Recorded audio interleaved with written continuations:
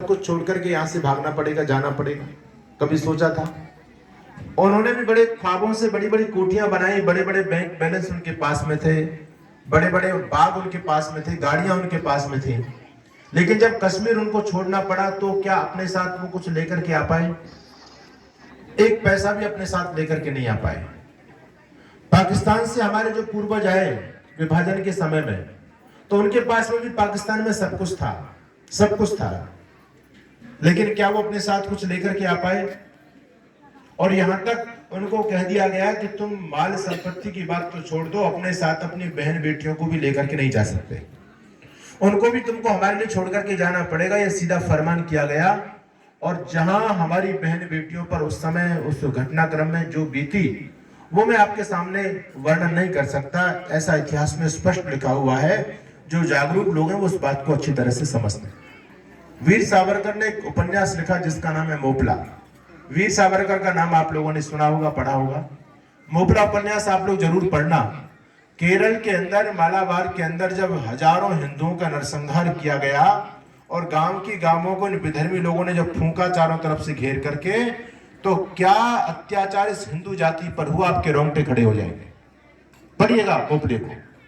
हमारी बहन बेटियों के साथ में कितना दुराचार किया गया, ये बात किसी से छुपी नहीं है।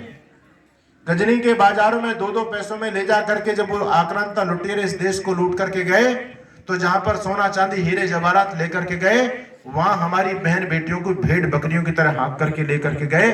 और जिन मुल्लों के मुंह में दांत नहीं, पेट में आंत नहीं, ऐसे मुल्ले 2-2 पैसों में हमारी बहन बेटियों को खरीद करके लेकर के गए थे। ऐसा इतिहास में लिखा हुआ है। ये सब कुछ हुआ, इस हिंदू जाति ने सब कुछ देखा है। लेकिन अफसोस की बात है, आज भी हिंदू सोया हुआ, इसको अकल नहीं है कि आने वाला भविष्य इससे भी भयंकर होने वाला है, क्योंकि विधर्मी लोगों का पूरी तरह से होमवर्क हो चुका है। होमवर्क यहां तक हो चुका है कि कुछ समय के बाद में इनकी कोठी पर हमारा कब्जा होगा, इनकी जमीन पर हमारा कब्जा होगा, और उन भेड़ियों की गिद्ध दृष्टि हमारी माँ बहन बेटियों पर भी लगी हुई है। लेकिन हिंदू को कोई चिंता ही नहीं है, उसको पता ही नहीं कि ऐसा भी षड्यंत्र देश में चल रहा है। कितना बड़ा षड्यंत्र इस देश में चल रहा है। आप सोचिएगा, आप लोग एक बच्चा पैदा करते हैं, वो 17 बच्चा जो पैदा कर रहे हैं वो किस लिए कर रहे हैं? क्या उनका टारगेट है, क्या उद्देश्य है उनका? ये जो आबादी विस्फोटक बनती चली जा रही है देश में, आबादी को बढ़ाया जा रहा है एक वर्ग विशेष के द्वारा, इस आबादी को बढ़ाने का केवल एक ही मकसद है कि जल्दी से जल्दी हिंदुस्तान में अपनी वोट बैंक बढ़ाइए, और जिसकी ज्यादा वोट होंगी उसकी सत्ता हिंदुस्तान में आएगी। तो जल्दी से जल्दी इस देश को इस्लामिक राष्ट्र बनाने की षड्यंत्रकारी योजनाएं चल रही हैं।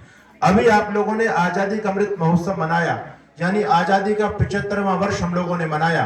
लेकिन आपको जानकारी होनी चाहिए, एक वो वर्ग विशेष के लोग, सिर पर गोल गोल टोपी उनके होती है, वो लोग इस बात को कह रहे हैं इस देश के लोगों ने आजादी का अमृत महोत्सव तो मना लिया, लेकिन आजादी का शताब्दी वर्ष नहीं मना पाएंगे। 2047 आते आते हम इस देश की संसद पर, इस देश के लाल किले की प्राचीर पर चांद सितारों का झंडा फहरा देंगे। ये पूरी की पूरी योजना चल रही है।